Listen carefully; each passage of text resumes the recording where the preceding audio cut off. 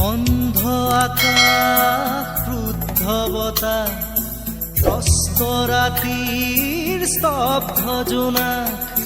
অন্ধ মনৰ বন্ধ কোঠা হিংস্ৰ প্ৰেমৰ মুক্ত প্ৰকাশ মুকুতি আজি দেখো দিশহাৰা হৈ ৰয় দিশে দিশে চলে মৃত্যু